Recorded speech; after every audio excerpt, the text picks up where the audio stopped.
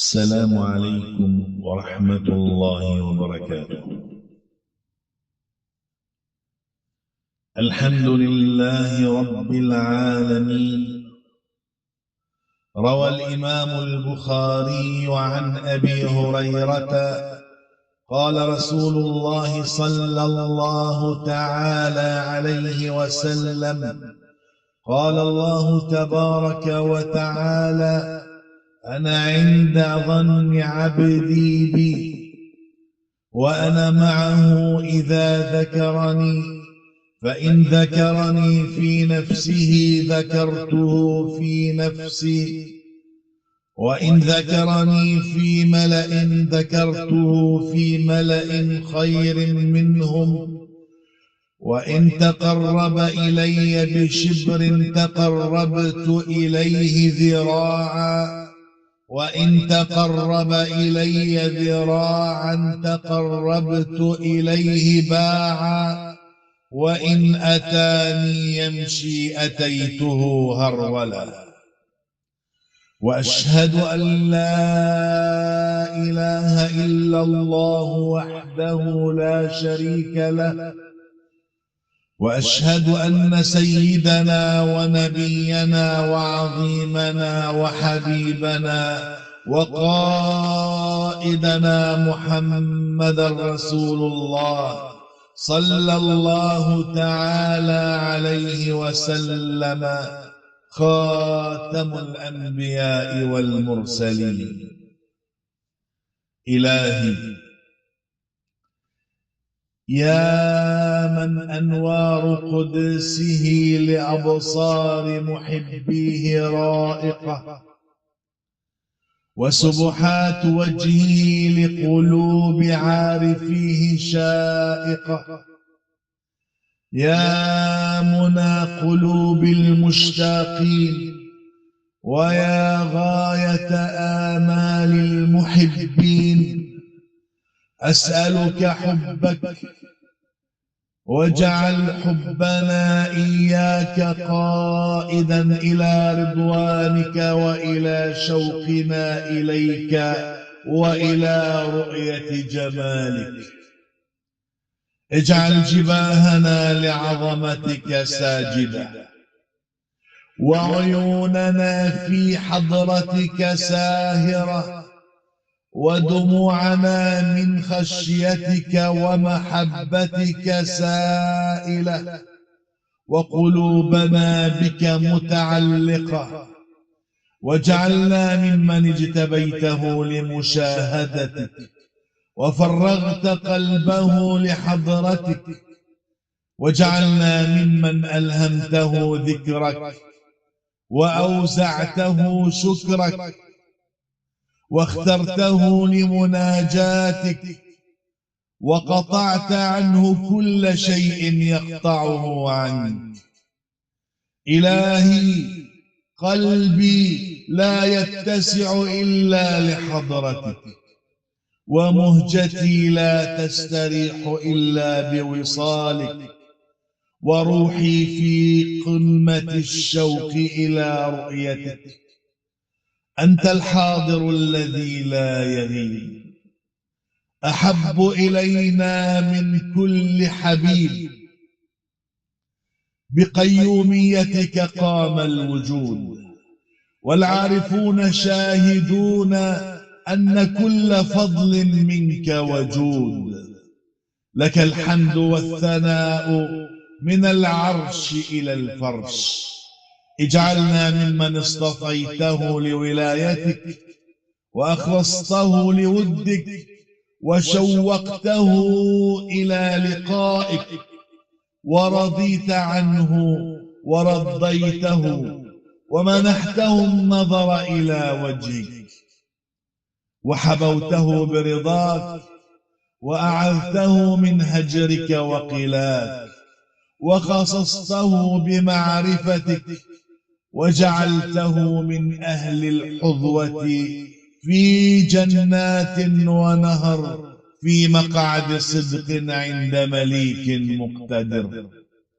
يا من إذا سأله عبد أعطاه، وإذا أمل ما عنده بلغه مناه، وإذا أقبل عليه قربه وأدناه، وإذا جاهر بالعصيان ستر عليه ذنبه وغطاه، وإذا توكل عليه كفاه. إلهي أنت مستغاثي ومنقطعي. بسم الله الرحمن الرحيم. ومن أحسن قولا ممن دعا إلى الله وعمل صالحا وقال إنني من المسلمين.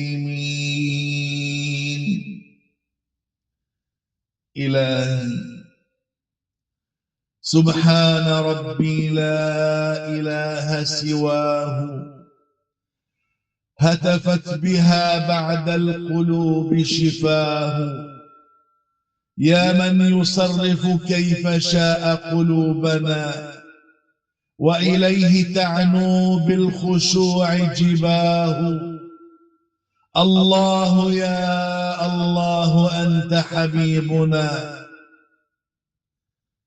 بك يبلغ الحب العظيم مداه. إن الحبيب محمدا صلى الله تعالى عليه وسلم هو أفضل من دعا إلى الله، هو ضوء كل سنى وسناه، هو نور لقلب كل مؤمن وهداه، هو خير من دل على الله جل في علاه، هو عظيم القدر والجاه، اختاره ربه واجتباه واصطفاه، وأخذ ميثاق النبيين على إمامته فشهدوا، وشهد على ذلك مولاه. اسمع إلى هذا الحديث الذي يبين لنا عظمة هذا الدين والرأفة والرحمة والأخلاق، في حديث صاغه النبي الأمين.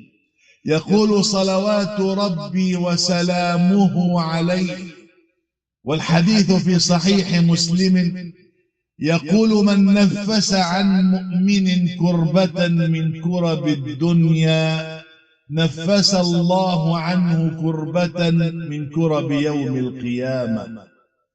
ومن يسر على معسر يسر الله عليه في الدنيا والآخرة. ومن ستر مسلما ستره الله في الدنيا والآخرة.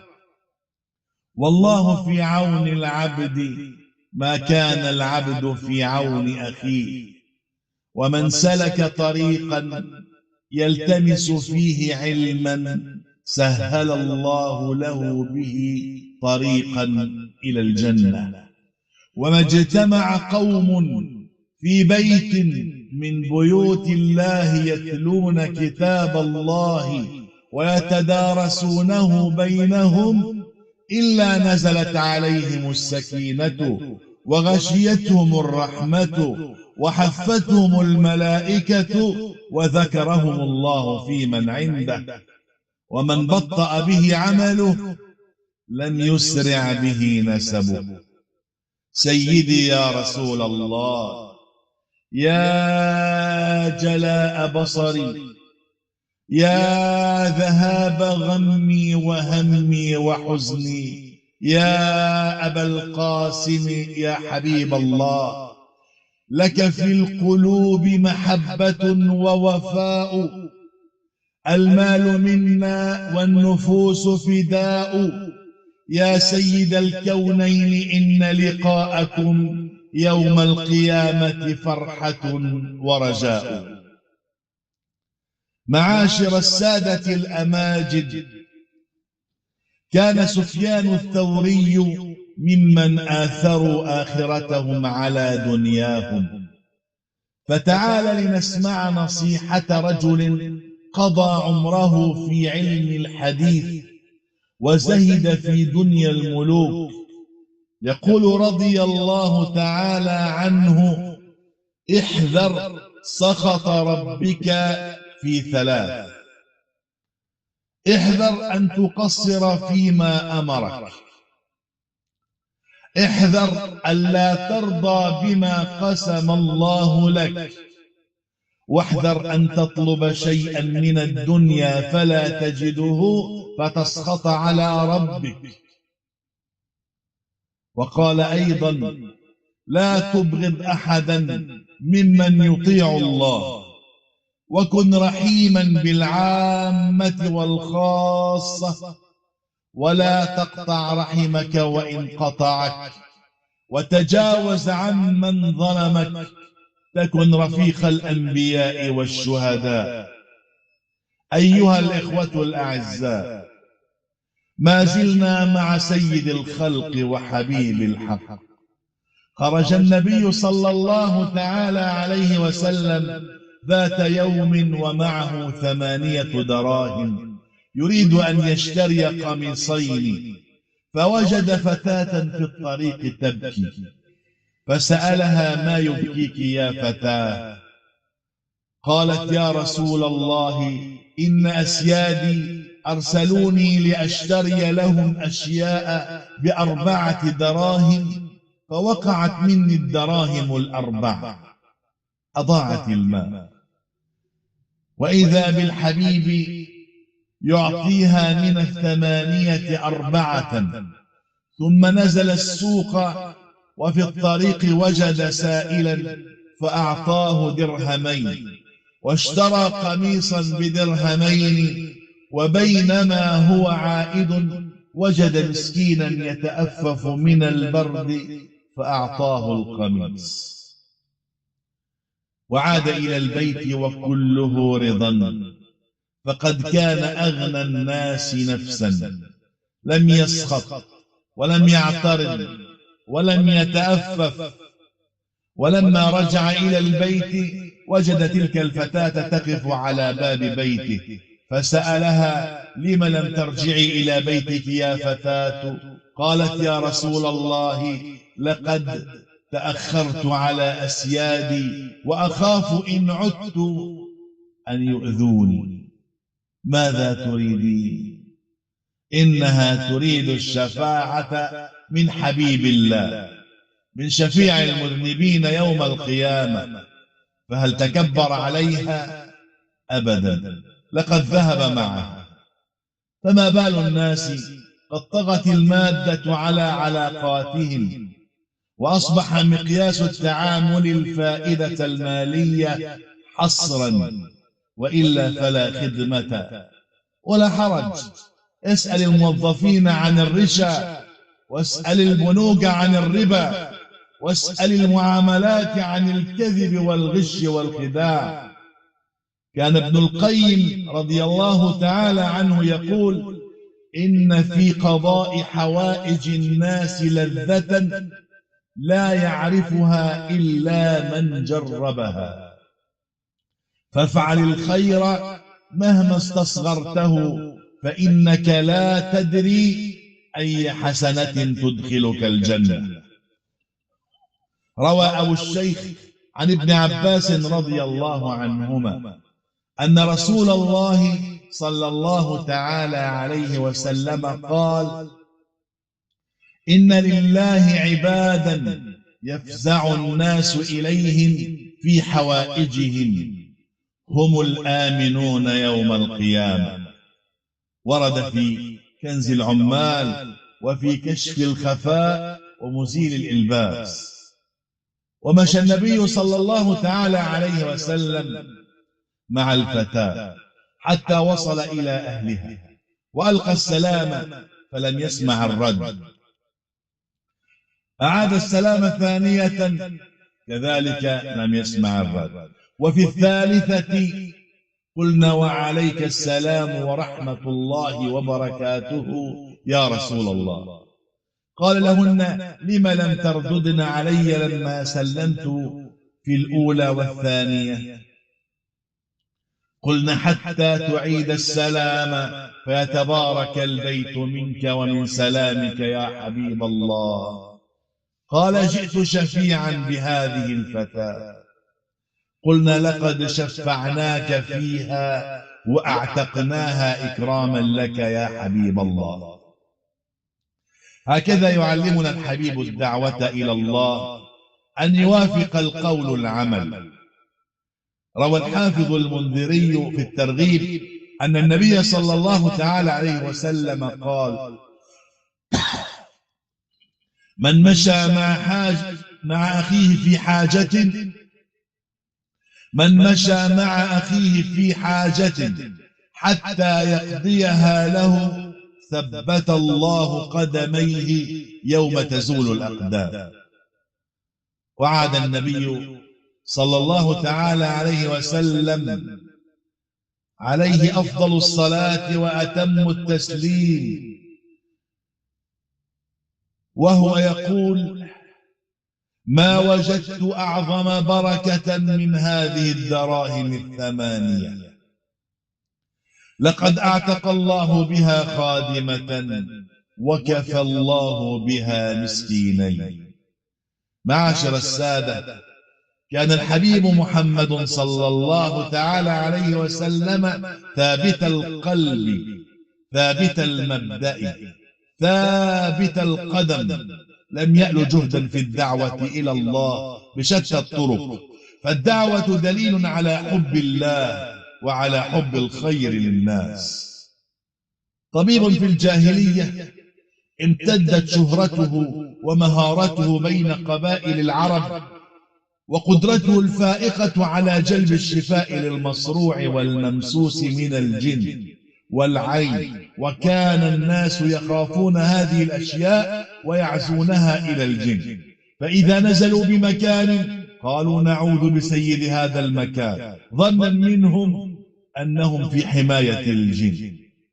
ضيفنا هو ضماد بن ثعلبة الأزدي، عالج الكثير، فكان الطبيب المرموق بين العرب، وتذكره قبيلته في أعلام الناس، وكان يأتي إلى مكة من وقت لآخر، وبعد 3 سنوات من الانقطاع عنها ضاقت نفسه إليها، واستقبله أهلها أحسن استقبال. وسمع رجلا يقول: ألم تروا إلى محمد كيف راعى قريشا غداة أمس فجمعها كلها عند الصفا ليسمعها بعض هذيانه؟ وقال آخر: إن محمدا مجنون. وقال ثالث: ليت أنا طلبنا له الطب، إنه ممسوس، ما كان به من شيء من قبل، وما عهدناه إلا عاقلا فطنا.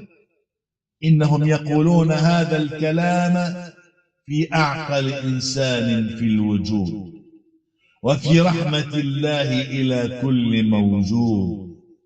سمع ضماد هذا الحوار، قال: لعلي أرى هذا الرجل، لعل الله أن يشفيه على يدي، فأكون قد أسديت إلى قريش يدا لا تنساها لي. وعزم على طلبه، ولكنه رأى أن يسأل عنه أصدقاءه قبل ذلك، فانطلق إلى مجالس قريش، فوقع بصره على أبي جهل وعتبة بن ربيعة وأمية بن خلف، حياهم فردوا عليه التحية وأجلسوه بينهم. وبادر ضماد أبا جهل وقال له: يا أبا الحكم، سمعت جماعة من الناس يتحدثون عن رجل اسمه محمد. فأجابه أبو جهل: والحرقة تأكل كبده، والحقد يعربد في صدره، إنه ابن عبد المطلب. قال: ماذا به؟ قال: أحدث فينا حدثا لم يسبقه فيه أحد، بدعوة فرق بها جماعتنا وسفه أحلامنا وأضل من مات منا وعاب آلهتنا. قال ضماد: أو عاب الآلهة؟ قال: نعم، وأشبعها عيبا. فضرب ضماد كفا بكف وجعل يقول: ورحمتاه لك يا ابن عبد المطلب. فتكلم عتبة بن ربيعة وقال: إنه رجل ساحر جاء بسحر فرق فيه بين الولد وأبيه والزوج وزوجته والرجل وأخيه، وقال عنه أمية: مجنون دون أدنى شك. قال ضماد: إني رجل أعالج من الجن، وسوف أبذل جهدي في معالجة الرجل وأقر عين قريش بذلك. سألهم: أين هو؟ قالوا: عند المقام يقوم ويقعد. وظن أنه يفعل ذلك من صرع، فذهب إليه بعد أن قال لهم: لا يهلنكم أمر صاحبكم، فسوف أبرئه لكم وأريحكم مما أهمكم. نظر إليه عتبة نظرة استهجان واستنكار، وقال له أبو جهل: إن أمر محمد يعسر عليك، وقد عرضنا عليه أن نطلب له الأطباء فرفض. أما سائر الملأ ففرحوا لقول ضماد، وقالوا له: ليس لصاحبنا غيرك يا ضماد، وما علمنا أمهر منك بمعالجة المس. وخلطهم أمل كبير. ذهب ضماد إلى حبيب الله، ذهب إلى نور الله، إلى رحمة الله. راه وقد انتصب خلف المقام هادئ النفس مطمئنا، يركع ويسجد ويتمتم بكلمات، فعجب من اتزانه ومن عمله. قال: يا ابن عبد المطلب. فالتفت إليه الحبيب صلوات ربي وسلامه عليه، وكان إذا التفت بكله لا برأسه فقط.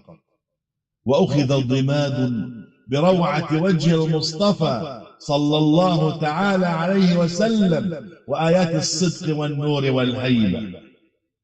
قال له: ما تشاء؟ قال: يا ابن عبد المطلب، إني أعالج من مس الجن، وقد عانت قريش من تسفيه أحلامهم وتعييب آلهتهم وتضليل من مات منهم. فقال: هذا مس من الجن، فإن شئت عالجتك. قال: ما بي مما تقول. ثم أعرض عنه، فداخله شك من كلام قريش. قال: يا ابن أخي، لقد عالجت من كان أشد ما به منك. فبرئ، فأقبل عليه النبي صلى الله تعالى عليه وسلم بوجهه الشريف، ملأت هيبته نفس ضماد، ورأى رجلا فيه الجلال والكمال، فيه الجلال والجمال والكمال. قال له: أسمعني يا ضماد. قال: أو تعرف اسمي؟ قال: أوحي إلي قبل قليل أنك ستقدم علي. وهذا أول الوحي بالنسبة لضماد، أول علامات النبوة. الحبيب يوما ما أخبر عن مصارع الكفار من قريش يوم بدر قبل المعركة. الحبيب أخبرهم عن وقائع غزوة مؤتة مع الروم وهو على المنبر في المدينة المنورة.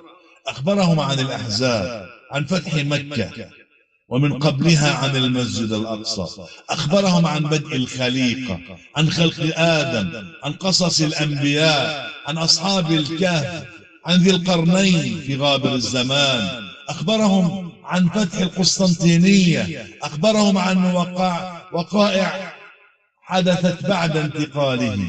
أخبرهم عن أذية لحم الخنزير وشرب الخمر. أخبرهم عن انتصار الروم على الفرس وانتصار المسلمين على الروم والفرس معا. أخبرهم عن الحوض والكوثر. عن الجنة والنار، أخبرهم عن ربه سبحانه وتعالى. وفي حديث الشفاعة الطويل في صحيح مسلم عن أبي هريرة قال رسول الله صلى الله تعالى عليه وسلم: إن ما بين المصراعين من مصاريع الجنة، يتحدث عن أبواب الجنة، قال: كما بين مكة وهجر، أو كما بين مكة وبصرى. سعة الباب الذي يدخل منه أهل الجنة كما بين مكة وهجر التي هي في منطقة البحرين الآن، أو كما بين مكة ومدينة بصرى في الشام. ويأتي وقت تراه مزدحما. والمعجزة هنا كما بينت الخرائط عبر الأقمار الصناعية أن المسافة متساوية تماما. المسافة بين مكة وهجر 794 ميلا، والمسافة بين مكة وبصرى هي نفس المسافة، أي 794 ميلا. الحبيب هو الصدق ذاته والوفاء نفسه.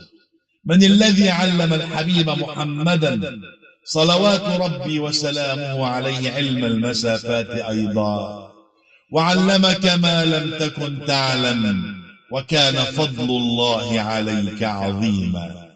صلوا على من ظللت عليه الغمامة، صلوا على من مشى على الرمل فلم تظهر له علامة، صلوا على الرؤوف بالفقراء والمساكين واليتامى، صلوا على شفيع المذنبين يوم القيامة. يقول الإمام القرطبي في الصلاة على النبي الأكرم والحبيب الأعظم صلوات ربي وسلامه عليه 10 كرامات. أولها صلاة الملك الجبار، أي أن الله تعالى يصلي عليك بصلاتك على حبيبه. ثانيتها شفاعة النبي المختار، أي تعود صلاتك عليه بفائدة عليك يوم القيامة. ثالثتها الاقتداء بالملائكة الأبرار. رابعتها مخالفة المنافقين والكفار. خامستها محو الخطايا والأوزار. سادستها العون على قضاء الحوائج والأوطار. سابعتها تنوير الظواهر والأسرار. ثامنتها النجاة من دار البوار. تاسعتها دخول دار القرار. وعاشرتها سلام من الرحيم الغفار. صلت عليك ملائك الرحمن، وسرى الضياء بسائر الأكوان، لما طلعت على الوجود مزودا بحمى الإله وراية القرآن. أسمعني ما عندك يا ضماد. فقال ضماد ما يعرفه من الشعر. واستأذنه النبي صلى الله تعالى عليه وسلم ليسمعه، فقال: إن الحمد لله نحمده ونستعينه ونتوب إليه، ونعوذ بالله من شرور أنفسنا وسيئات أعمالنا. من يهده الله فلا مضل له، ومن يضلل فلا هادي له. وأشهد أن لا إله إلا الله وحده لا شريك له، وأشهد أن محمدا عبده ورسوله. ضماد يميز بين كلام المجنون وكلام العاقل، وبين كلام الممسوس والمسحور والكهان والشعراء. سمع كلاما قويا مؤثرا. قال ضماد: سمعت كلام المجانين والشعراء والكهان، وليس هذا كلامهم، ولقد بلغت كلماتك قاموس البحر، أي بلغت الغاية في البيان والبلاغة، ووصلت لأعماق القلب، أعد علي، أعادها علي. أعد علي ثالثة، أعادها علي. قال أعطني يدك أبايعك على الإسلام. وكان سيدا في قومه. قال الحبيب: عنك وعن قومك؟ قال: عني وعن قومي. وكانت هذه الخطبة المحمدية التي يرددها الخطباء اليوم سببا في إسلام ضماد وقومه. أراد ضماد أن يبرئ الحبيب فأبرأه الله من الشرك، واكتشف أنه هو العليل، وأن الطبيب هو الذي جاء ليداويه. ورد هذا الحديث جله في صحيح مسلم. سر الحبيب بإسلام ضماد سرورا عظيما، وكان يردد عليه كلمات الإسلام والقرآن، وكان كل يوم يعلمه الإسلام والدين. وإذا برجل يخبر قريشا أنه رأى ضمادا يتابع الحبيب محمدا صلى الله تعالى عليه وسلم في دينه وصلاته. قال أمية: تعسا لك، أحقا ما تقول؟ أما ضماد فلم يعبأ بذلك، فقد تمكن الإيمان من قلبه، ولا يقيم لغير الله ورسوله شيئا. يقول الحارث المحاسبي: من صح باطنه بالمراقبة والإخلاص زين الله ظاهره بالمجاهدة واتباع السنة. كان ضماد من خيار الصحابة رضوان الله عليهم جميعا. والله الذي لا إله غيره، لقد عجبت كل العجب وأنا أطالع في سيرة الحبيب المصطفى عليه الصلاة والسلام، حيث أرسل من المدينة صحابيا إلى بادية بني سعد، إلى وادي النعمان بين مكة والطائف، فلم يسلم أحد منهم. وبعد أن عاد الصحابي إذا برجل اسمه ضمام، هذه المرة بالميم لا بالدال، ضمام وليس ضمام.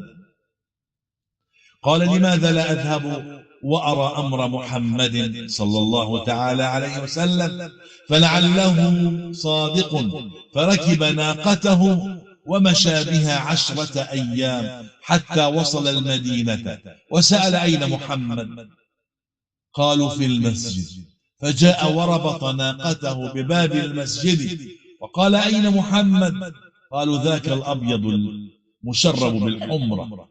قال له الحبيب: هاء، اسم فعل أمر بمعنى انظر، أي ها أنا ذا. واقترب الرجل بين جمع والحبيب متكئ، وقد اختلط على الرجل الجمع، فقال: أين محمد؟ قال الحبيب: هاء. قال: يا محمد، إني سائلك ومشدد عليك في السؤال فلا تجد علي، أي لا تأخذ علي بما قد تجد فيه غلظة من القول، فإني لا أحسن غير ذلك. قال له الحبيب: ما اسمك؟ قال: ضمام بن ثعلبة، أخو بني سعد بن بكر. قال: سل. قال: يا محمد، من الذي رفع السماء؟ قال: الله. قال: من الذي بسط الأرض؟ قال: الله. قال: من الذي نصب الجبال؟ قال: الله. قال الرجل: بالذي رفع السماء وبسط الأرض ونصب الجبال، الله بعثك إلينا رسولا. وكان الحبيب متكئا فاعتدل وقال: اللهم نعم. قال: بالذي رفع السماء وبسط الأرض ونصب الجبال، الله أمرك أن تأمرنا ب5 صلوات في اليوم والليلة؟ قال: اللهم نعم. وهكذا حتى سأله عن أركان الإسلام، عن الزكاة والصيام والحج، والحبيب يقول: اللهم نعم. قال: فإن فعلت فماذا لي؟ قال: الجنة.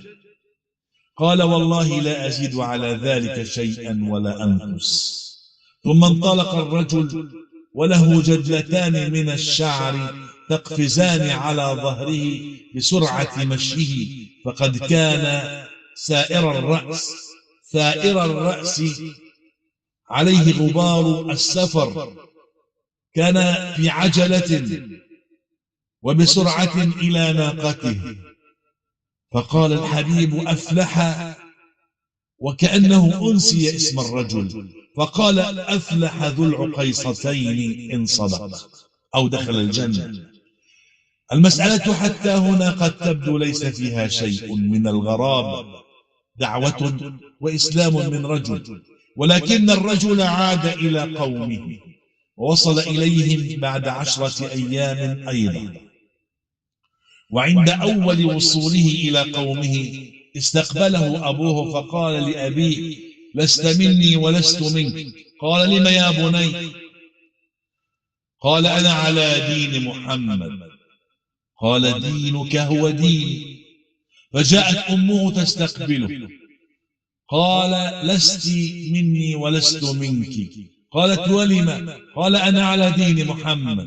قالت: دينك هو ديني. وجاءت زوجته كذلك. والشاهد هنا ما هو العجيب هنا؟ أنه لم تغرب شمس ذلك اليوم إلا وقد أسلم قومه جميعا. بركة الجلوس مع حبيب الله. ما هي الدقائق التي جلسها مع رسول الله صلى الله تعالى عليه وسلم؟ فما بال الدعاة اليوم؟ ولا تعجب، فإن قريشا قد أزعجها هذا الدين، وقالوا: لقد عرضنا على محمد المال والسيادة والنساء، وألا نقطع أمرا دونه على أن يرجع عن دينه فلم يرجع. فما رأيكم أن نرسل له كبيرا من غيرنا، من غير قريش، لعله يستمع إليه؟ وقع الاختيار على حسين بن عبيد الله، فلما كلموه قال: كنت عازما على الذهاب إليه، وها قد جئتم، فإنني ذاهب إلى محمد. حسين هو والد الصحابي الجليل عمران بن حسين، وكان صديقا لعبد المطلب، وقد جاوز 100 من العمر.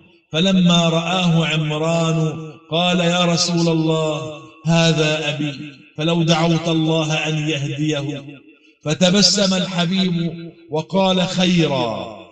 فلما دخل وألقى التحية وردوا عليه بتحية الإسلام، وقال الحبيب للجميع: أفسحوا للشيخ. ومرة أخرى: أفسحوا للشيخ، حتى جلس.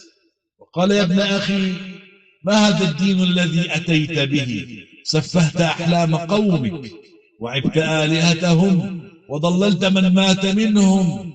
لقد كان أبوك خيرا منك على قومك.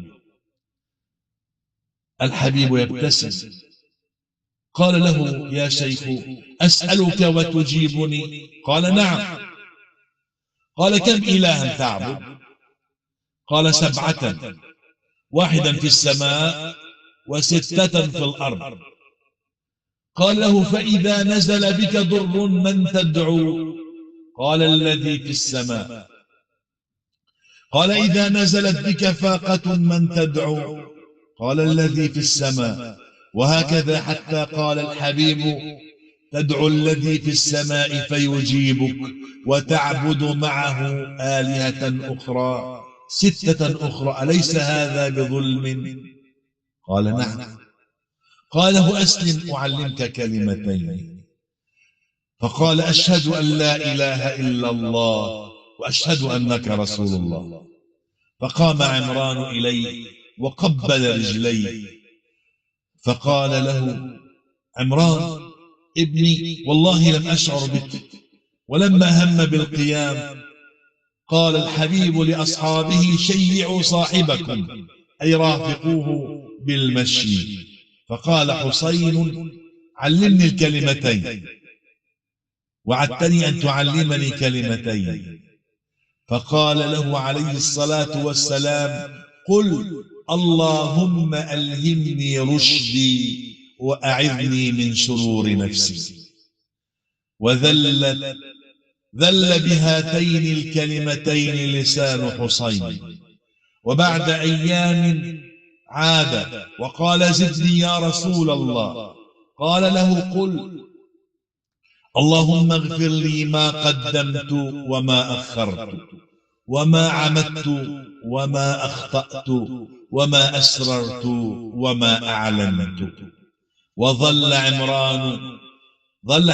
حسين ابن عبيد الله يردد هذه الكلمات، ولكن العجيب أن حسينا هذا قد وافته المنية على الإسلام، ولم يمض على لقائه برسول الله صلى الله تعالى عليه وسلم إلا 20 يوما، فيا حسن الخواتيم. روى مسلم من حديث أبي هريرة قال رسول الله صلى الله تعالى عليه وسلم: من دعا إلى هدى كان له من الأجر مثل أجور من تبعه لا ينقص ذلك من أجورهم شيئا، ومن دعا إلى ضلالة كان عليه من الإثم مثل آثام من تبعه لا ينقص ذلك من آثامهم شيئا، أو كما قال. أقول قولي هذا وأستغفر الله لي ولكم، فيا فوز المستغفرين. استغفر الله.